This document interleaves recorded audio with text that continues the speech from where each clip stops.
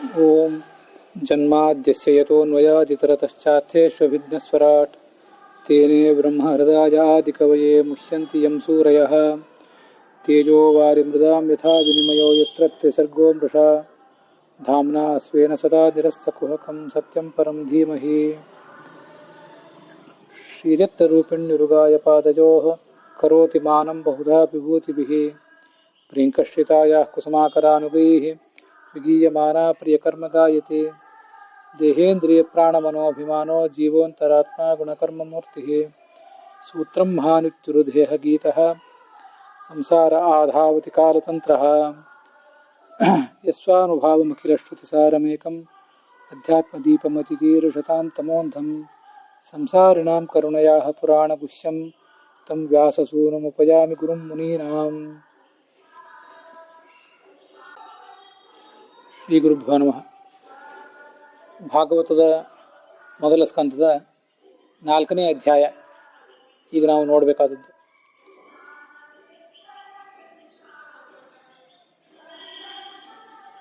ಕೃಷ್ಣ ಕಲಿಯುಗದಲ್ಲಿ 36 ವರ್ಷಗಳ ಕಾಲ ಈ ಜಗತ್ತಿನಲ್ಲಿದ್ದು ಮುಂದೆ ಪರಂಧಾಮಕ್ಕೆ ತೆರಳಿದ ಮೇಲೆ ಅಧ್ಯಾತ್ಮ ಮಾರ್ಗದಲ್ಲಿ ಜನರಿಗೆ ಮಾರ್ಗದರ್ಶನ ಮಾಡುವವರು ಯಾರು ಅನ್ನುವ ಪ್ರಶ್ನೆ ಬಂದಾಗ ಆ ಧರ್ಮ ವೇದವ್ಯಾಸರನ್ನೇ ಆಶ್ರಯಿಸಿತು.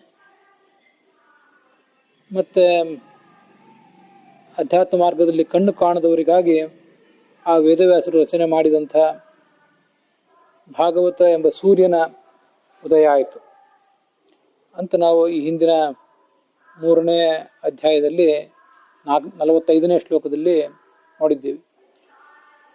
ಮುಂದೆ ಶೌನಕರು ಹೀಗೆ ಪ್ರಶ್ನೆ ಕೇಳ್ತಾರೆ. ಇತಿ ಬ್ರುವಾಣಂ ಸಂಸ್ತೂಜ ಮುನೀನಾಂ ದೀರ್ಘಸತ್ರಿಣಾಂ ವೃದ್ಧಃ ಕುಲಪತಿಃ ಸೂತಃ ಬಫ್ರುಚಃ ಶೌನಕೋ ಬ್ರವೀತ್. ಆ ಮುನಿಗಳಲ್ಲೆಲ್ಲ ಆ ಶೌನಕರ ಆಶ್ರಮದಲ್ಲಿದ್ದಂತಹ ಮುನಿಗಳಲ್ಲಿ ಜ್ಞಾನ ವಯೋವೃದ್ಧರಾದವರು ಈ ಶೌನಕರು. ಅವರು ಋಗ್ವೇದಿಗಳು. ಬಫ್ರುಚಃ ಋಕ್ಷಾಖೆಯನ್ನು ಅಭ್ಯಾಸ ಮಾಡಿದವರು. ವೃದ್ಧ ಮತ್ತು ಆ ಎಲ್ಲ ಅನೂಚಾನ ಸಂಪ್ರದಾಯಗಳನ್ನು ಮೊದಲಿನಿಂದ ಪಾಲನೆ ಮಾಡಿಕೊಂಡು ಬಂದವರು ಮತ್ತು ಮುಂದಿನ ಪೀಳಿಗೆಗಳಿಗೆ ಅದನ್ನು ಮುಟ್ಟಿಸುವಂಥ ಹೊಣೆ ಹೊತ್ತವರು.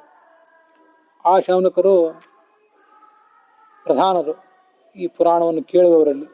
ಅವರು ಸೂತರನ್ನು ಹೀಗೆ ಪ್ರಶ್ನಿಸಿದರಂತೆ.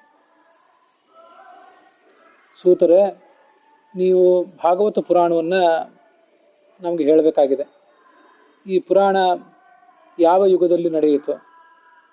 ಕಸ್ಮಿನ್ ಯುಗೇ ಪ್ರವೃತ್ತೇಯಂ ಸ್ಥಾನೇವ ಕೇನ ಹೇತುನ, ಯಾವ ಜಾಗದಲ್ಲಿ ನಡೆಯಿತು? ಯಾರು ಅದನ್ನು ಕೇಳಿದರು? ಈ ಎಲ್ಲ ಹಿನ್ನೆಲೆಯನ್ನು ಕೂಡ ನೀವು ನನಗೆ ಹೇಳಬೇಕು ಅಂತ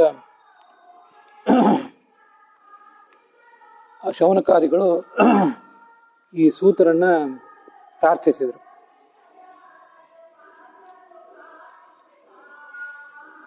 ನಮಗೆ ಗೊತ್ತಿರುವಂತೆ ವೇದವ್ಯಾಸರು ಮಹಾಭಾರತವನ್ನು ರಚನೆ ಮಾಡಿದ ಮೇಲೆ ತನ್ನ ಮಗ ಮಹಾಯೋಗಿಯಾದಂಥ ಶುಕನಿಗೆ ಅದನ್ನು ಬೋಧಿಸಿದರು. ಆ ಶುಕ ನಿರ್ವಿಕಲ್ಪಕ. ಇದು ನನ್ನ ವಸ್ತು, ಅದು ನನ್ನ ವಸ್ತು ಅಲ್ಲ ಅಂತ ಯಾವುದೇ ರೀತಿಯಾದ ಅಭಿಮಾನವನ್ನು ಯಾವ ಜಡ ಮತ್ತು ಯಾವ ಚೇತನದಲ್ಲಿ ಕೂಡ ಇಟ್ಟವರಲ್ಲ. ಎಲ್ಲವೂ ಕೂಡ ಭಗವನ್ಮಯ, ಭಗವಂತನ ಅಧೀನ ಅಂತ ತಿಳಿದವರು. ಏಕಾಂತ ಗತಿ, ಎಲ್ಲ ಕಡೆಯೂ ಕೂಡ ಏಕಾಂತದ ಆ ಭಗವಂತನನ್ನೇ ಕಾಣುವವರು. ಉನ್ನಿದ್ರಹ, ಅವರಿಗೆ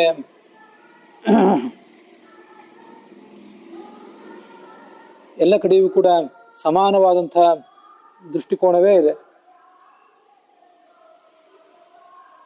ಗೂಢ ಮೂಢ ಇವೇಯತೆ, ಈ ಜಗತ್ತಿನಲ್ಲಿ ಅವರು ತನ್ನ ಜ್ಞಾನವನ್ನು ಯಾವತ್ತೂ ಕೂಡ ಬೆಳಕಿಗೆ ತಂದವರಲ್ಲ. ಹೊರನೋಟಕ್ಕೆ ಮೂರ್ಖರಂತೆ ಕಾಣ್ತಾರೆ. ಇದು 4ನೇ ಶ್ಲೋಕ. ಇಲ್ಲಿ ಒಂದು ಪ್ರಕ್ಷಿಪ್ತ ಶ್ಲೋಕ ಕೇಳಿ ಬರ್ತದೆ. ದೃಷ್ಟ್ವಾನುಯಾಂತಂ ಋಷಿಮಾತ್ಮನಂ ಆತ್ಮಜಮಪ್ಯನಗ್ನಂ ದೇವ್ಯೋ ಹ್ರಿಯಾ ಪರಿದಧುಃ ನ ಸುತಸ್ಯ ಚಿತ್ರಂ ತದ್ವೀಕ್ಷ್ಯ ಪೃಚ್ಛತಿ ಮುನೌ ಜಗದುಃ ತವಾಸ್ತಿ ಸ್ತ್ರೀಪುಂ ವಿಧ ನತು ಸುತಸ್ಯ ವಿವಿಕ್ತ ದೃಷ್ಟೇ. ಇದು ನಮ್ಮ ಮಾಧ್ವ ಸಂಪ್ರದಾಯದಲ್ಲಿ ಯಾದವಾರ್ಯರು ಮತ್ತು ವಿಜಯಧ್ವಜರು ಇದಕ್ಕೆ ವ್ಯಾಖ್ಯಾನ ಮಾಡಿಲ್ಲ. ಉಳಿದ ಎಲ್ಲ ಸಂಪ್ರದಾಯದವರು, ವಿಶೇಷತಃ ಪೌರ್ವಾತ್ಯ ಸಂಪ್ರದಾಯದವರೆಲ್ಲರೂ ಕೂಡ ಇದನ್ನು ವ್ಯಾಖ್ಯಾನ ಮಾಡಿದ್ದಾರೆ. ಶ್ಲೋಕ ಏನು ಹೇಳ್ತದದು? ಆ ಶ್ಲೋಕ ಹೇಳುವ ವಿಷಯ ಏನು ಅವಾಸ್ತವ ಏನಲ್ಲ, ಅದು ಮಹಾಭಾರತದಲ್ಲಿ ಬಂದಂಥ ಕಥೆಯೇ. ಅದನ್ನು ಭಾಗವತ ಬೇರೆ ಕಡೆಯಲ್ಲೂ ಹೇಳಿಲ್ಲ, ಇಲ್ಲಿ ಸೂಕ್ಷ್ಮವಾಗಿ ಹೇಳಿದೆ ಅಷ್ಟೆ. ಮಹಾಭಾರತದಲ್ಲಿ ಶಾಂತಿ ಪರ್ವದಲ್ಲಿ ಬರುವಂಥ ಕಥೆಗೆ ಅನುಸಾರವಾಗಿ ಈ ಶುಕ ತನ್ನ ತಂದೆಯ ಬಳಿಗೆ ಎಲ್ಲವನ್ನು ಅಧ್ಯಯನ ಮಾಡಿ ಮುಂದೆ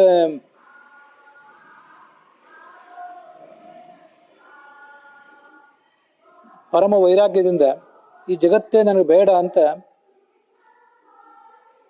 ಹೊರಟೋದ್ರು, ಆಶ್ರಮ ಬಿಟ್ಟು ಹೊರಟೋದ್ರು. ಅದು ಭಾಗವತದಲ್ಲೂ ಕೂಡ ಈ ಹಿಂದೆ ಬಂದಿದೆ. ದ್ವೈಪಾಯನೋ ವಿರಹ ಕಾತರ ಆಜುಹಾವ.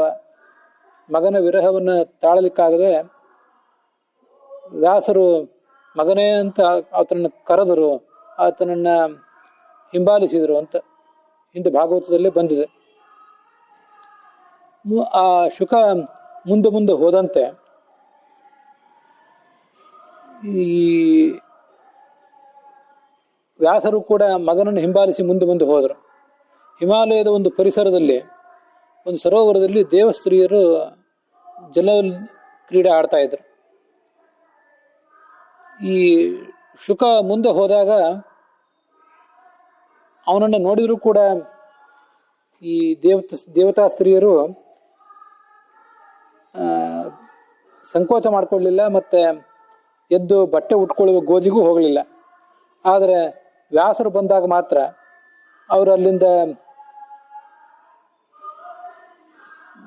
ಎದ್ದು ಬಟ್ಟೆ ಉಟ್ಕೊಂಡ್ರು. ಅದನ್ನು ನೋಡಿ, ನನ್ನ ಮಗನಿಗೆ ನೀವು ಹೀಗೆ ಮಾಡಲಿಲ್ಲ, ನನಗೆ ಮಾತ್ರ ಹೀಗೆ ಮಾಡಿದ್ರಿ, ಯಾಕೆ ಹೀಗೆ ಅಂತ ವ್ಯಾಸರೇ ಕೇಳಿದರು. ಆಗ ಅವರಂದರು, ನಿಮಗೆ ಸ್ತ್ರೀಯರು ಪುರುಷರು ಅನ್ನುವ ವ್ಯತ್ಯಾಸ ಗೊತ್ತಿದೆ, ಆದರೆ ನಿಮ್ಮ ಮಗ ವಿವಿಕ್ತ ದೃಷ್ಟಿ, ವೈರಾಗ್ಯಪೂರ್ಣವಾದ ದೃಷ್ಟಿ ಇದ್ದವನು, ಸರ್ವ ಜಗತ್ತಿಗೂ ವಿಲಕ್ಷಣನಾದ ಭಗವಂತನಲ್ಲೇ ಯಾವತ್ತೂ ಮನಸ್ಸಿನಲ್ಲಿ ಇಟ್ಟವನು. ಅವನಿಗೆ ಸ್ತ್ರೀ ಪುರುಷರನ್ನು ವ್ಯತ್ಯಾಸವೇ ಗೊತ್ತಿಲ್ಲ, ಪರಮ ವಿರಕ್ತ ಅವನು. ಅವನನ್ನು ನೋಡಿ ನಾವೇನು ಸಂಕೋಚ ಪಟ್ಕೊಳ್ಬೇಕಾದ ಕಾರಣ ಇಲ್ಲ, ಅಥವಾ ಇಂಥ ಅವಸ್ಥೆಯಲ್ಲಿರುವ ನಮ್ಮನ್ನು ನೋಡಿ ಅವನು ಕಾಮದ ಕೆಂಗಣ್ಣು ಬೀರಿಯಾನು ಅಂತ ನಮಗೆ ಆತಂಕವೂ ಏನಾಗೋದಿಲ್ಲ. ಆದರೆ ನಿಮಗೆ ಹಾಗಲ್ಲ, ಅದರಿಂದ ನಾವು ಬಟ್ಟೆ ಉಟ್ಕೊಂಡ್ವಿ ಅಂತ ಅವರು ಅಂದ್ರಂತ. ಮಹಾಭಾರತದಲ್ಲಿ ಈ ಸಂಭಾಷಣ ಕಾಣಿಸೋದಿಲ್ಲ, ಆದರೆ ಈ ಘಟನೆ ಕಾಣಿಸ್ತದೆ. ಅವರು ಬಟ್ಟೆ ಉಟ್ಕೊಂಡ್ರು.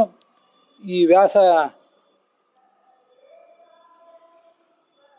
ನನ್ನ ಮಗ ಹೋದಾಗ ಅವ್ರು ಬಟ್ಟೆ ಉಟ್ಕೊಳ್ಳಿಲ್ಲ, ಗಡಿಬಿಡಿಸಿ ಬಟ್ಟೆ ಉಟ್ಕೊಳ್ಳಿಲ್ಲ, ನಾನು ಹೋದಾಗ ಗಡಿಬಿಡಿಸಿ ಬಟ್ಟೆ ಉಟ್ಕೊಂಡ್ರಲ್ಲ ಅಂತ ತನ್ನ ಮಗನ ಆಸಕ್ತತೆ, ಅವನ ವೈರಾಗ್ಯ ಮತ್ತು ತನ್ನ ಸಕ್ತತೆ, ತಾನು ಈ ಜಗತ್ತಿನಲ್ಲಿ ಇನ್ನೂ ಅಂಟಿಕೊಂಡಿದ್ದೇನಲ್ಲ, ಮಗ ಅಂಟಿಕೊಳ್ಳದೆ ಜಗತ್ತಿನಿಂದ ಪಾರಾಗಿದ್ದಾನಲ್ಲ ಅಂತ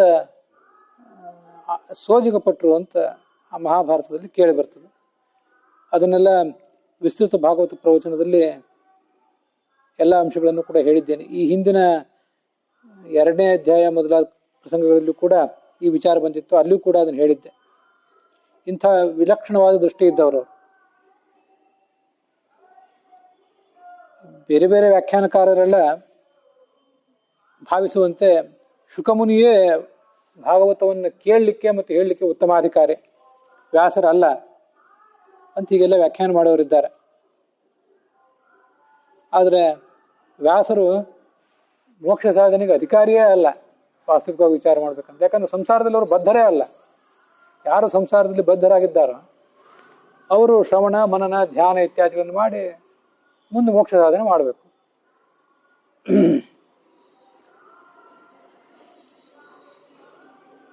ದೇಶತಃ ಕಾಲತಶ್ಚೈವ ಸಮವ್ಯಾಪ್ತ ವಜಾವುಭೌ ತಾಭ್ಯಾಂ ಉಭಯಯುವಕಾಭ್ಯಾಂ ಜಾಯಂತೆ ಪುರುಷಾಃ ಪರೇ ಅಂತ. ಜಗತ್ತಿನಲ್ಲಿ ನಿತ್ಯ ಮುಕ್ತರಾದವರು ಇಬ್ರು. ದೇಶತಃ ಕಾಲತಶ್ಚೈವ ಸಮಾ ಪ್ರಕೃತಿರೀಶ್ವರೇ ಉಭಯೋರಪಿ ಅಬದ್ಧತ್ವಂ ತದಬಂಧಃ ಪರಾತ್ಮನಃ ಸ್ವತಯೇವ ಪರೇಶಸ್ಯ. ದೇಶತಃ ಕಾಲತಃ ಲಕ್ಷ್ಮೀದೇವಿ ಪರಮಾತ್ಮನಿಗೆ ಸಮಾನಳಾಗಿದ್ದಾಳೆ. ಗುಣತಃ ಸಮಾನತೆ ಒಂದಿಲ್ಲ, ಆದರೆ ದೇಶತಃ ಕಾಲತಃ ಅವಳು ಸಮಳಾಗಿದ್ದಾಳೆ. ಮತ್ತು ಇವರಿಬ್ಬರು ಕೂಡ ಅಬದ್ಧರಾಗಿದ್ದಾರೆ. ಸಂಸಾರದಲ್ಲಿ ಯಾವತ್ತೂ ಕೂಡ ಬದ್ಧರಲ್ಲ. ಭಗವಂತ ಸಂಸಾರದಲ್ಲಿ ಬದ್ಧ ಯಾಕಲ್ಲ ಅಂದರೆ ತಾನು ಸ್ವತಂತ್ರನಾದ್ರಿಂದಲೇ, ತನ್ನ ಇಚ್ಛೆಯಂತೆ ತಾನು ಸಂಸಾರಕ್ಕೆ ಬಂದಿಲ್ಲ, ಯಾವತ್ತೂ ಅಬದ್ಧನಾಗಿದ್ದಾನೆ. ಲಕ್ಷ್ಮೀದೇವಿ ಅಬದ್ಧಳು ಯಾಕೆ ಅಂದರೆ ಭಗವಂತನಿಗಳು ಅಧೀನಳಾದರೂ ಕೂಡ ಭಗವಂತ ಅವಳನ್ನು ಸಂಸಾರಕ್ಕೆ ಬರಲಿಕ್ಕೆ ಬಿಟ್ಟಿಲ್ಲ. ಅವಳು ಹೀಗೆ ಅವರಿಬ್ಬರು ಕೂಡ ಸಂಸಾರಕ್ಕೆಂದು ಬಂದವರಲ್ಲ. ಶ್ರವಣವನ್ನು ಧ್ಯಾನ ಮಾಡಿ ಮುಂದೆ ಮುಕ್ತಿಯನ್ನು ಪಡ್ಕೊಳ್ಬೇಕಾದವರಲ್ಲ. ಮುಕ್ತಿಯನ್ನು ಪಡ್ಕೊಳ್ಬೇಕಾದ ಶ್ರವಣ ಮನನ ಧ್ಯಾನಗಳ ಮೂಲಕ ಪರಮಾತ್ಮನ ಸಾಕ್ಷಾತ್ಕಾರ ಮಾಡಿಕೊಂಡು ಮುಕ್ತಿಯನ್ನು ಪಡ್ಕೊಳ್ಬೇಕಾದ ಒಂದು ಜೀವ ವರ್ಗ ಏನಿದೆ, ಅದಕ್ಕೆ ಇವರಿಬ್ಬರು ನಿಯಾಮಕರಷ್ಟೆ. ಆದ್ದರಿಂದ ವ್ಯಾಸರು ಬಂದಾಗ ಹೀಗಾಯಿತು ಘಟನೆ, ಅದನ್ನು ನೋಡಿ ವ್ಯಾಸರು ಸಂಕೋಚ ಮಾಡಿಕೊಂಡ್ರು ಅನ್ನುವುದೆಲ್ಲ ಕೇವಲ ಲೋಕದ ದೃಷ್ಟಿಯಿಂದ ಅಂತ ನಾವು ಭಾವಿಸ್ಬೇಕು.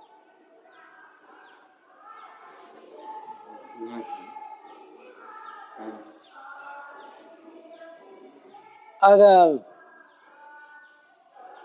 ಅಂತೂ ಹೀಗೆ ಮಹಾಭಾರತದಲ್ಲಿ ಒಂದು ಶ್ಲೋಕ ಇದೆ, ಒಂದು ಕಥಾ ಇದೆ. ಭಾಗವತ ಅದನ್ನು ಒಂದು ಶ್ಲೋಕದಿಂದ ಹೇಳಿದೆ. ಅದು ದಕ್ಷಿಣ ಭಾರತದ ಪಾಠದಲ್ಲಿ ಕಾಣಿಸೋದಿಲ್ಲ. ಇಂಥ ವಿಶಿಷ್ಟವಾದ ದೃಷ್ಟಿ ಇದ್ದವನು ಆ ಶುಕಾಚಾರ್ಯ. ಅದನ್ನು ಭಾಗವತ ತಾತ್ಪರ್ಯದಲ್ಲಿ ಮದೀಯಂ ತದೀಯಮಿತಿ ಭೇದಮಪಹಾಯ ಸರ್ವಂ ಈಶ್ವರಾಧೀನಮಿತಿ ವಿಜ್ಞಾಯ ಸ್ಥಿತಃ. ಇದು ನನ್ನದು, ಇದು ಅವಂದು, ಇದು ನನ್ನದಲ್ಲ ಅನ್ನೋ ಯಾವ ವ್ಯತ್ಯಾಸವೂ ಇಲ್ಲದೆ ಸರ್ವವೂ ಈಶ್ವರಾಧೀನ ಅಂತ ತಿಳಿದವನು ಈ ಶುಕ ಅಂತ ಅರ್ಥ. ಇಲ್ಲಿ ವಿನಿದ್ರ ಉನ್ನಿದ್ರ ಅಂತ ಹೀಗೆ ಶಬ್ದ ಕೇಳಿ ಬರ್ತದೆ. ಅದಕ್ಕೇನರ್ಥ? ಸಾಮ್ಯಂ ಈಶ್ವರ ರೂಪೇಶು ಸರ್ವತ್ರ ತದಧೀನತಾಂ ಪಶ್ಯತಿ ಜ್ಞಾನ ಸಂಪತ್ಯ ವಿನಿದ್ರಃ ಯಹ ಸಹ ಯೋಗವಿತ್. ಎಲ್ಲ ಕಡೆಯೂ ಕೂಡ ಭಗವಂತನನ್ನು ಕಾಣ್ತಾನೆ, ಎಲ್ಲವೂ ಭಗವಂತನ ಅಧೀನ ಅಂತ ಕಾಣ್ತಾನೆ. ಅವನನ್ನ ವಿನಿದ್ರ, ನಿದ್ರೆಯನ್ನು ಗೆದ್ದವನು ಅಂತ ಹೇಳಬೇಕು. ಕಣ್ಣಿಗೆ ನಮ್ಮ ಹೊರ ಕಣ್ಣಿಗೆ ಬರುವ ನಿದ್ರೆ, ಹೊರ ಮನಸ್ಸಿಗೆ ಬರುವ ನಿದ್ರೆ, ಆ ನಿದ್ರೆ ಇಲ್ಲದೇ ಇದ್ದವನು ಅಂತ ಇಲ್ಲಿ ಅಭಿಪ್ರಾಯ ಇಲ್ಲವೇ ಇಲ್ಲ. ಅದಿರುವ ಅಭಿಪ್ರಾಯವೇ ಬೇರೆ. ಇದು ಆ ಶುಕಾಚಾರ್ಯನ ಮಹಿಮೆ. ಆ ಶುಕಾಚಾರ್ಯ ಈ ಹಸ್ತಿನಾವತಿಗೆ ಬಂದಲ್ಲ, ಜನ ಅವನನ್ನು ಗುರುತಿಸಿದ್ರೋ ಇಲ್ಲ, ಅವನೋ ಹುಚ್ಚ ಅಂತ ಅವನನ್ನ ಕಡೆಗಣಿಸಿ ಬಿಟ್ರೋ ಹೇಗೆ? ಅವನ್ ಏನಂತ ಕಂಡ್ರಿ ಅವರು? ಒಬ್ಬ ಸಾಮಾನ್ಯ ಹುಚ್ಚ ಅಂತ ಕಂಡ್ರು, ಮಹಾಜ್ಞಾನಿ ಅಂತ ಗೊತ್ತಾಯ್ತೋ ಇವರಿಗೆ? ಇಲ್ವೋ? ಉನ್ಮತ್ತನಂತೆ, ಮೂಕನಂತೆ, ಏನೂ ಗೊತ್ತಿಲ್ಲದ ಅಜ್ಞಾನಿಯಂತೆ ಕಾಣಿಸ್ತಾನೆ. ಅಂಥವನು ಈ ಪಾಂಡವರ ಮೊಮ್ಮಗ. ಅವನ ಬಳಿಗೆ ಬಂದು, ಪರೀಕ್ಷಿತನ ಬಳಿಗೆ ಬಂದು ಅವನಿಗೆ ಭಾಗವತ ಹೇಳಿದ್ನಲ್ಲ, ಇದು ಯಾಕೆ ಹೀಗೆ ಹೇಳಿದ? ಇದನ್ನ ಸಾತ್ವತಿ ಶ್ರುತಿ ಅಂತ ಕರೀತಾರೆ. ಭಾಗವತವನ್ನ ಸಾತ್ವತಿ ಸಂಹಿತ ಅಂತ ಕರೀತಾರೆ. ಯಾಕೆಂದ್ರೆ ಸಾತ್ವತ ಅಂದ್ರೆ ಭಗವಂತ. ಅದನ್ನು ಈ ಹಿಂದೆ ಹೇಳಿದ್ದೆ. ಸತ್ವಗುಣವನ್ನು ಎಲ್ಲರಲ್ಲಿಯೂ ಕೂಡ ಬೆಳೆಸುವವನು, ತಾನು ಸತ್ವಗುಣ ಭರಿತ, ಬಲ ಮತ್ತು ಜ್ಞಾನಗಳ ಸಮುದಾಯದ ರೂಪನಾದ್ದರಿಂದ ತಾನು ಸತ್ವಗುಣ ಭರಿತ, ಎಲ್ಲರಲ್ಲಿಯೂ ಕೂಡ ಸತ್ವಗುಣವನ್ನು ಬಿತ್ತಿ ಬೆಳೆಸುವವನು ಈ ಭಗವಂತ. ಆದ್ದರಿಂದ ಆತ ಸಾತ್ವತ. ಅವನಿಗೆ ಸಂಬಂಧಪಟ್ಟ ಶ್ರುತಿಯೇ ಸಂಹಿತಾನೇ ಶಾಶ್ವತಿ ಶ್ರುತಿ. ಅವನು ಈ ಗೃಹಸ್ಥರ ಮನೆಗಳಲ್ಲಿ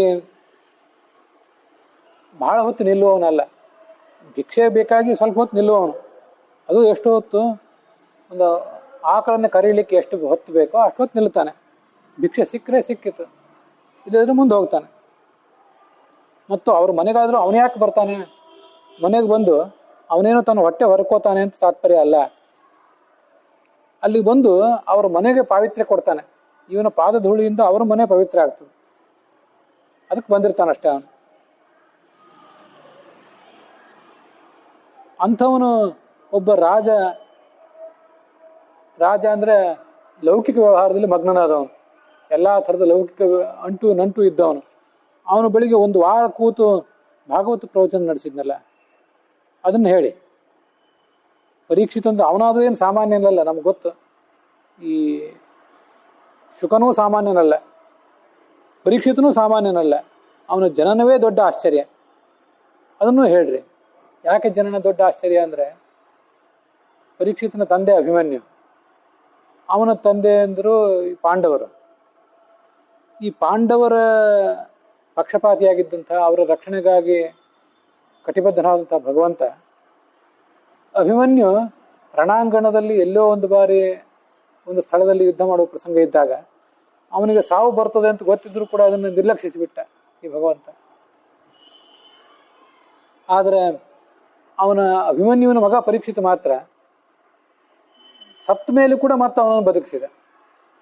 ಮೊದಲೇ ಸಾಯ್ತಾನೆ ಅಭಿಮನ್ಯು ಅಂತ ಗೊತ್ತಿದ್ದವನು ಭಗವಂತ, ಅವನನ್ನು ಬದುಕಿಸಲಿಲ್ಲ, ಸಾಯ್ಲಿಕ್ಕೆ ಬಿಟ್ಟು ಕೊಟ್ಟ. ಆದರೆ ಬದುಕಿಸ್ಬೇಕು ಅಂತ ಅಪೇಕ್ಷೆ ಇದ್ರೆ ಸತ್ತವರನ್ನು ಬದುಕಿಸ್ತಾನೆ, ಬೇಡ ಅಂತಿದ್ರೆ ಸಾಯ್ಲಿಕ್ಕೆ ಹೋಗ್ರಿ ಅಂತ ಬಿಟ್ಟು ಬಿಡ್ತಾನೆ. ಎಲ್ಲವೂ ಅವನಿಗೆ ಗೊತ್ತಿದೆ. ಅದರಿಂದ ಅವನ ಜನನವೇ ದೊಡ್ಡ ಆಶ್ಚರ್ಯ. ಅವನಿಗೆ ವಿಷ್ಣುರಾತ ಅಂತ ಹೆಸರು ಈ ಪರೀಕ್ಷಿತನಿಗೆ, ಶುಕನಿಗೆ ಬ್ರಹ್ಮರಾತ ಅಂತ ಹೆಸರು. ವಿಷ್ಣುವಿನಿಂದ ಈ ಜಗತ್ತಿಗೆ ಕೊಡಲ್ಪಟ್ಟವನು, ಪಾಂಡವರಿಗೆ ಕೊಡಲ್ಪಟ್ಟವನು. ಅದಕ್ಕಾಗಿ ಆತ ವಿಷ್ಣುರಾತ. ಶುಕ ಬ್ರಹ್ಮರಾತ, ಯಾಕೆಂದರೆ ಚತುರ್ಮುಖ ಬ್ರಹ್ಮ ಎಲ್ಲ ಋಷಿಮುನಿಗಳಿಗೆ ಈತನನ್ನ ನಿಮ್ಮ ಗುರುವನ್ನಾಗಿ ಮಾಡಿಕೊಳ್ರಿ ಅಂತ ಕೊಟ್ಟಿದ್ದಾನೆ. ಆದ್ದರಿಂದ ಆತ ಬ್ರಹ್ಮರಾತ, ಈ ರಾಜ ಶುಕ ವಿಷ್ಣುರಾತ. ಈ ಇಬ್ಬರು ರಾತರು ಕೂಡ ಮಹಾತ್ಮರೇ. ಅವರ ಕಾರ್ಯಗಳನ್ನು ವರ್ಣನೆ ಮಾಡಿರಿ, ಆ ಪರೀಕ್ಷಿತನ ಕಾರ್ಯವನ್ನು ವರ್ಣನೆ ಮಾಡಿರಿ. ಶತ್ರುರಾಜರೆಲ್ಲ ತಮ್ಮ ಸಂಪತ್ತನ್ನು ಅವನ ಕಾಲ ಬುಡಕ್ಕೆ ತಂದು ಹಣೆ ಮಣದು ಹೋಗ್ತಾ ಇದ್ರು. ಅವನ ಸಾಮಂತರು ಇವರೆಲ್ಲರೂ ಕೂಡ. ಅಂಥ ಸಂಪತ್ತನ್ನು ಅವನು ಯಾಕೆ ಬಿಟ್ಟ, ಹೇಗೆ ಬಿಟ್ಟ? ಗಂಗಾ ತೀರದಲ್ಲಿ ಪ್ರಾಯೋಪವೇಶಕ್ಕೆ ಕೂತ ಯಾಕೆ? ಪ್ರಾಣವನ್ನು ಪರಿತ್ಯಾಗ ಮಾಡುವುದಂದ್ರೆ ಅಷ್ಟು ಸುಲಭ ಅಲ್ಲ. ರಾಜ ಅವನು. ಇನ್ನು 7 ದಿವಸದಲ್ಲಿ ತಕ್ಷಕ ಸರ್ಪದ ದಂಶನಾಗಿ ನೀನು ಸತ್ತು ಹೋಗ್ತೀನಿ ಅಂತ ಅವನಿಗೆ ಗೊತ್ತಿತ್ತು. ಶಾಪ ಇದ್ದದ್ದು ತನಗೆ ಗೊತ್ತಿತ್ತು ಅವನಿಗೆ. ಆ ಪ್ರಾಣವನ್ನ ರಕ್ಷಿಸಿಕೊಳ್ಳುವ ಪ್ರಯತ್ನ ಅವನು ಮಾಡಿದ್ನೋ ಹೇಗೆ, ಅಥವಾ ಮಾಡಲಿಲ್ವೋ ಹೇಗೆ, ಅದೆಲ್ಲವನ್ನೂ ವರ್ಣನೆ ಮಾಡಿರಿ. ಶಿವಾಯ ಲೋಕಸ್ಯ ಭವಾಯ ಭೂತಯೇ ಯ ಉತ್ತಮ ಶ್ಲೋಕ ಪರಾಯಣ ಜನಾ ಜೀವಂತಿ ನಾತ್ಮಾರ್ಥಮಸೌ ಪರಾಶ್ರಯಂ ಮುಮೋಚ ನಿರ್ವಿದ್ಯ ಕುತಃ ಕಲೇವರಂ. ಭಗವದ್ಭಕ್ತರು ಯಾವತ್ತೂ ಕೂಡ ತಮಗಾಗಿ ತಾವು ಬದುಕೋದಿಲ್ಲ, ಲೋಕದ ಏಳಿಗೆಗಾಗಿ ಬದುಕ್ತಾರೆ. ಅವ್ರ ಜೀವನ ಇರುವುದೇ ಮತ್ತೊಬ್ಬರಿಗಾಗಿ. ಈ ಪರೀಕ್ಷಿತ ರಾಜನು ಕೂಡ ತನ್ನ ಅಜ್ಜಂದಿರಾದ ಪಾಂಡವರಂತೆ, ಆಗಿನ ಕಾಲದ ರಾಜರ ಒಂದು ಮಾದರಿಯಂತೆ ಬದುಕಿದವನು. ರಾಜ ಆದರೂ ಕೂಡ ತನ್ನ ಭೋಗವನ್ನೆಲ್ಲ ತನಗಾಗಿ ಮೀಸಲಿಟ್ಟವನಲ್ಲ, ಜಗತ್ತಿನ ಕ್ಷೇಮಕ್ಕಾಗಿ ಮೀಸಲಿಟ್ಟವನು. ಅಂಥವನು ಆ ಶರೀರವನ್ನು ಯಾಕೆ ಉಳಿಸ್ಕೊಂಡಿದ್ದ? ಜಗತ್ತಿನ ಕ್ಷೇಮಕ್ಕಾಗಿ ಶರೀರ ಅಂತ ಇಟ್ಕೊಂಡಿದ್ದ. ಆ ಶರೀರವನ್ನು ಬಿಡ್ಲಿಕ್ಕೆ ತಯಾರಾದ್ನಲ್ಲ, ಇದು ಯಾಕೆ? ತತ್ಸರ್ವಂನ ಸಮಾಚಕ್ಷ್ವ ಪೃಷ್ಟೋ ಯದಿಹ ಕಿಂಚನ ಮನ್ಯೇತ್ವಾಂ ವಿಷಯೇ ವಾಚಾಂ ಸ್ನಾತಂ ಅನ್ಯತ್ರ ಛಾಂದಸಾತ್. ಇದೊಂದು ಇಷ್ಟು ಪ್ರಶ್ನೆಗಳನ್ನು ಕೇಳಿದ್ದೀವಿ ನಿನ್ನನ್ನು, ಇನ್ನೂ ಪ್ರಶ್ನೆಗಳನ್ನು ಕೇಳುವವರಿದ್ದೀವಿ. ಅದಕ್ಕೆಲ್ಲದಕ್ಕೂ ನೀನು ಉತ್ತರ ಕೊಡಬೇಕು. ನಿಮಗೆ ಸೂತ ಆದ ಪ್ರಯುಕ್ತ ವೇದವನ್ನು ಅಧ್ಯಯನ ಮಾಡುವ ಅವಕಾಶ ಅಧಿಕಾರ ಇಲ್ಲದೆ ಹೋದರೂ ಕೂಡ ಆ ವೇದದ ಅರ್ಥವನ್ನು ನಿರ್ಣಯ ಮಾಡುವ ಭಾರತ ಭಾಗವತಾದಿಗಳಲ್ಲಿ ಉಳಿದೆಲ್ಲ ಪುರಾಣಗಳಲ್ಲಿ ನೀವು ಪಾರಂಗತರಾಗಿದ್ದೀರಿ. ಸ್ನಾತ, ಅದರಲ್ಲಿ ನೀವು ಪದವೀಧರರೇ ಆಗಿದ್ದೀರಿ. ಆ ಎಲ್ಲ ಪಂಚಮ ವೇದದಲ್ಲಿ ಮುಳುಗೆದ್ದವರು ನೀವು ಅದನ್ನು ಹೇಳ್ರಿ ಅಂತ ಈಗ ಪ್ರಶ್ನೆ ಬಂದಾಗ ಅದಕ್ಕೆ ದ್ವಾಪರೇ ಸಮನುಪ್ರಾಪ್ತೆ ತೃತೀಯೇ ಯುಗಪರ್ಯಯೇ ಅಂತ ಈ ಪುರಾಣಿಕರು ಕಥೆಯನ್ನು ಹೇಳಿಕ್ಕೆ ತೊಡಗಿದರು. ಈ ವಯೋಸ್ವತ ಮನ್ವಂತರದ 28ನೆಯ ಚತುರ್ಯುಗ. ಒಂದು ಚತುರ್ಯುಗ ಅಂದರೆ 43,20,000 ವರ್ಷದ ಅವಧಿ. ಅದರಲ್ಲಿ ಈ 28ನೇ ಮಹಾಯುಗದಲ್ಲಿ, ಮೂರನೇದಾದಂತಹ ದ್ವಾಪರ ಯುಗದಲ್ಲಿ ಕೊನೆಯ ಭಾಗದಲ್ಲಿ ಭಗವಂತನ ಅಂಶದಿಂದ, ಅರ್ಥಾತ್ ಪೂರ್ಣಾಂಶದಿಂದಲೇ ವೇದವ್ಯಾಸರು ಪರಾಶರರ ಮಗನಾಗಿ ಸತ್ಯವತಿಯಲ್ಲಿ ಜನಿಸಿದರು. ಸತ್ಯವತಿಯನ್ನು ವಾಸವಿ ಅಂತ ಇಲ್ಲಿ ಹೇಳಿದ್ದಾರೆ. ಅವಳು ಯಾಕೆ ವಾಸವಿ ಅಂದರೆ ಉಪರಿಚರ ವಸುವಿನ ಮಗಳಾದ್ದರಿಂದ ಅವಳಿಗೆ ವಾಸವಿ ಅಂತ ಹೆಸರು.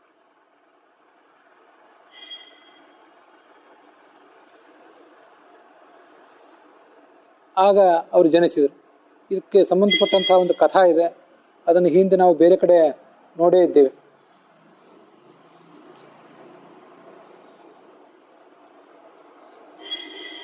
ಬ್ರಹ್ಮಸೂತ್ರ ಭಾಷ್ಯದಲ್ಲಿ ಆಚಾರ್ಯರು ಇದಕ್ಕೆ ಸಂಬಂಧಪಟ್ಟಂತೆ ಸ್ಕಂದ ಪುರಾಣದ ಮಾತನ್ನೇ ಉದ್ಧರಿಸಿದ್ದಾರೆ.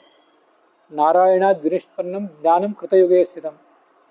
ನಾರಾಯಣ ಸೃಷ್ಟಿ ಆದಿಯಲ್ಲಿ ಜ್ಞಾನವನ್ನು ಕೊಟ್ಟಿದ್ದ ಚತುರ್ಮುಖ ಬ್ರಹ್ಮನಿಗೆ.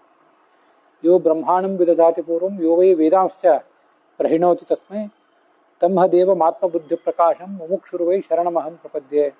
ಚತುರ್ಮುಖ ಬ್ರಹ್ಮನನ್ನು ಸೃಷ್ಟಿಸಿ ಅವನಿಗೆ ಎಲ್ಲ ಶಾಸ್ತ್ರಗಳನ್ನು ಉಪದೇಶಿಸಿದವನು ಈ ಭಗವಂತ. ಹೀಗೆ ಕಲ್ಪದಾದಿಯಲ್ಲಿ ಜ್ಞಾನ ಕೊಟ್ಟಿದ್ದ. ಆದರೆ ಆ ಜ್ಞಾನ ಮುಂದೆ ಕಾಲಕ್ರಮೇಣ ನಶಿಸಿ ಹೋಯಿತು. ತ್ರೇತಾಯುಗ ಬಂದಾಗ ಮತ್ತಷ್ಟು ನಶಿಸಿತು. ದ್ವಾಪರ ಯುಗ, ಕೃತಯುಗ ಎಲ್ಲ ಬಂದಾಗ ಅದು ಮತ್ತಷ್ಟು ಕ್ಷೀಣಿಸ್ತಾ ಹೋಯಿತು.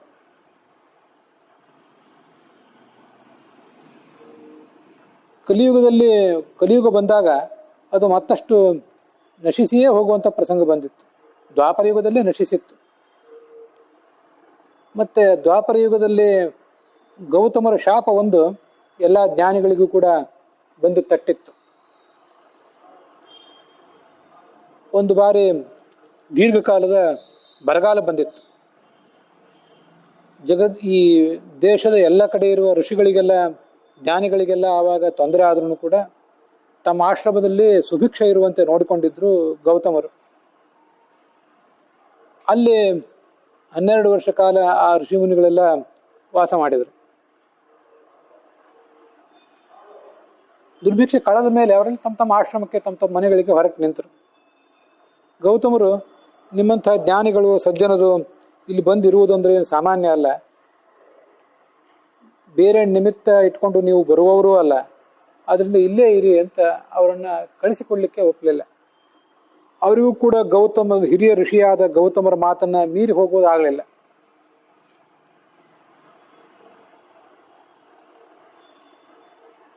ಇದೇ ಒಂದು ಸಂದರ್ಭದಲ್ಲಿ ಕೈಲಾಸದಲ್ಲಿ ಒಂದು ಘಟನೆ ನಡೆದಿತ್ತು. ಶಿವನ ತಲೆಯ ಮೇಲೆ ಗಂಗೆ ಇದ್ರು. ಆ ಗಂಗೆಯನ್ನ ಆ ಶಿವನ ತಲೆಯ ಮೇಲೆ ಏರಿ ಕೂತವಳನ್ನು ಸಹಿಸಲಿಲ್ಲ ಪಾರ್ವತಿ.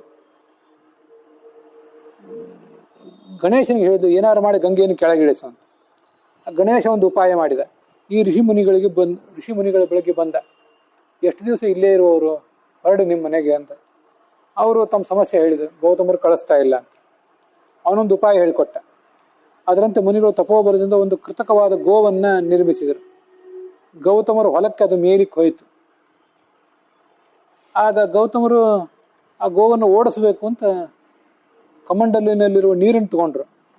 ಆ ನೀರಿನ ಸ್ಪರ್ಶ ಮಾತ್ರದಿಂದ ಗೋವು ಪ್ರಾಣ ಬಿಟ್ಟಿತು. ಗೋಹತ್ಯೆ ಮಾಡಿದ್ದೀರಿ, ನಿಮ್ಮ ಆಶ್ರಮದಲ್ಲಿ ನಾವು ಇರಲಿಕ್ಕೆ ಒಲ್ಲೆವು ಅಂತ ಆಲೋಚನೆ ಅಂತ ಹೇಳಿ ಋಷಿಮುನಿಗಳೆಲ್ಲ ಹೊರಟೋದ್ರು.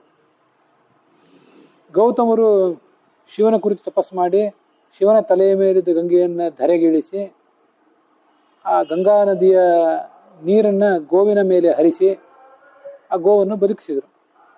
ಗೋವು ಅಂದರೆ ಅವು ಗೌತಮರ ಆಶ್ರಮದಲ್ಲಿ ಮೇಲಿಕ್ಕೆ ಬಂದಂಥ ಗೋವು. ಅದನ್ನು ಸತ್ತು ಹೋಗಿದ್ದ ಗೋವನ್ನು ಮತ್ತೆ ಬದುಕಿಸಿಕೊಟ್ಟಂಥ ವಾರಿ ಅಂದರೆ ನೀರು. ಅದೇ ಗೋದಾವರಿ ನದಿ ಆಯಿತು. ಅಂತೂ ಗೌತಮರಿಗೆ ಬಂದ ಗೋಹತ್ಯೆ ಪರಿಹಾರ ಕಂಡಿತು.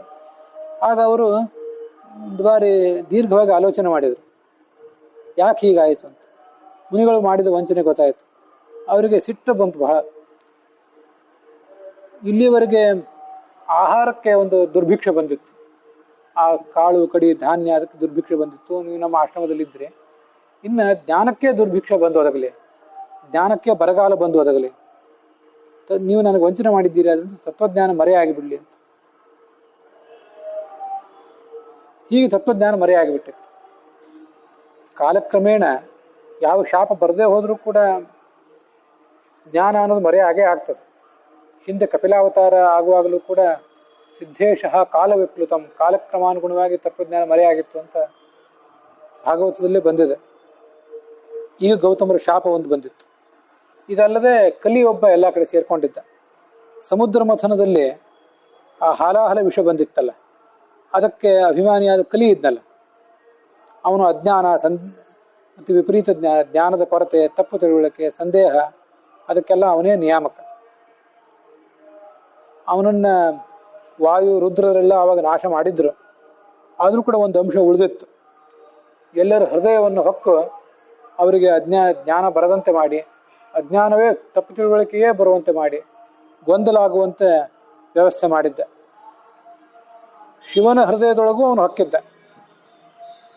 ಪಾಶ್ವತಾದಿ ಶಾಸ್ತ್ರಗಳನ್ನು ಆ ಶಿವ ಆದ್ರಿಂದ ರಚನೆ ಮಾಡುವಂತಾಯಿತು, ತಪ್ಪು ಶಾಸ್ತ್ರಗಳನ್ನೆಲ್ಲ ರಚನೆ ಮಾಡುವಂತಾಗಿತ್ತು. ಅಂತೂ 3 ಕಾರಣದಿಂದ ಕಾಲಾನುಗುಣವಾಗಿ ಸ್ವಯಂ ತತ್ವಜ್ಞಾನ ನಷ್ಟ ಆಗಿತ್ತು, ಗೌತಮರ ಶಾಪ ಬಂದೊದಗಿತ್ತು, ಕಲಿಯ ಪ್ರಭಾವ ಬೇರೆ ಇತ್ತು. ಆಗ ಎಲ್ಲ ದೇವತೆಗಳು ಮುನಿಗಳು ಮೊದಲಾದವರು ಶರಣ್ಯಂ ಶರಣಂ ಜಗ್ಮುಹು ನಾರಾಯಣಂ ಅನಾಮಯಂ, ಯಾವುದೇ ರೀತಿಯಾದ ಧಕ್ಕೆಯೂ ಆಗೋದಿಲ್ಲ ಯಾವ ಕಾಲಕ್ಕೂ. ನಾರಾಯಣ ಅವನೊಬ್ಬನೇ, ಚತುರ್ವಿಧ ನಾಶರಹಿತ ಅವನೊಬ್ಬನೇ, ಅವನು ಬಳಿಗೆ ಬಂದರು. ತತ್ವಜ್ಞಾನವನ್ನು ಕೊಡು ಈ ಜಗತ್ತಿಗೆ ಬಾ ಅಂತ ಕರೆದರು. ಭಗವಂತ ಅದರಂತೆ ಮಹಾಯೋಗಿಯಾದಂಥ ಈ ವೇದವ್ಯಾಸ ಸತ್ಯವತಿಯಲ್ಲಿ ಪರಾಶರದಿಂದ ಹುಟ್ಟಿ ವೇದಗಳನ್ನು ಉದ್ಧರಿಸಿದ. ಅವುಗಳನ್ನು 4 ಭಾಗ ಮಾಡಿದ. ಋಗ್ವೇದವನ್ನು 24 ಭಾಗ ಮಾಡಿ, ಯಜುರ್ವೇದವನ್ನು 101 ಭಾಗ ಮಾಡಿ, ಸಾಮವೇದವನ್ನು 1000 ಭಾಗ ಮಾಡಿ, ಅಥರ್ವ ವೇದವನ್ನು 12 ಭಾಗ ಮಾಡಿದ. ಇದ್ರ ಬಗ್ಗೆ ಎಲ್ಲ ಹಿಂದೆ ವಿಸ್ತೃತ ಭಾಗವತ ಹೇಳುವಾಗ ಹೇಳಿದ್ದೇನೆ. ಅವಾಂತರ ವೇದ, ಉಪವೇದ, ಹೀಗೆಲ್ಲ ಅದರ ವಿಭಾಗವನ್ನು ಹೇಳಿದ್ದೇನೆ.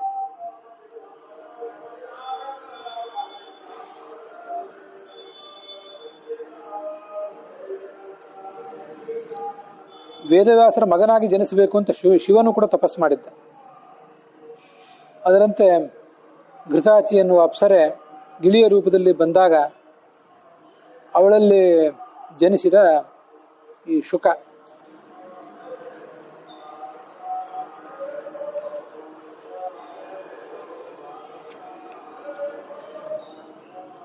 ಹೀಗೆ ವೇದವ್ಯಾಸರ ಮತ್ತು ಶುಕರ ಜನನ ಆಗಿತ್ತು. ಅದಾದ ಬಳಿಕ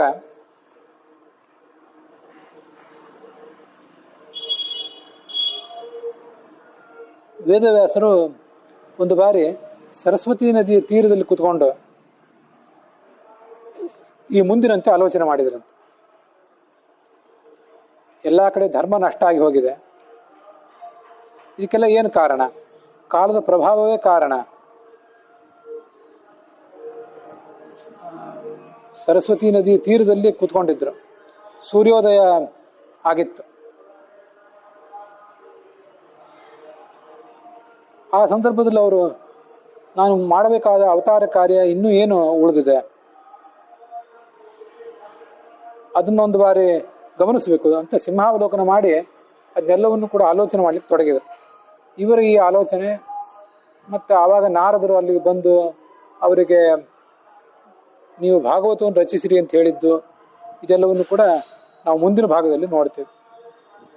ಅಲ್ಲಿಗೆ ಇವತ್ತಿನ ಈ 13ನೇ ಶ್ಲೋಕದ ವಿವರದೊಂದಿಗೆ ಇವತ್ತಿನ ಈ ಭಾಗ ಸಮಾಪ್ತ ಆಗಿದೆ. ಹುಸಿಯ ನಾಡಿ ಹೊಟ್ಟೆ ಹೊರೆವು ವಿಷಯದಲ್ಲಿ ರಸಿಕನಂತ ಹುಸಿಗೆ ಹಾಕಿದಿರೋ ಇನ್ನು ಋಷಿಕೇಶನೇ, ಈಶನಿನ್ನ ಚರಣ ಭಜನೆ ಆಸೆಯಿಂದ ಮಾಡುವೆ, ದೋಷ ರಾಶಿ ನಾಶ ಮಾಡು ಶ್ರೀಶಕೇಶವ. ಶ್ರೀಕೃಷ್ಣಾರ್ಪಣ.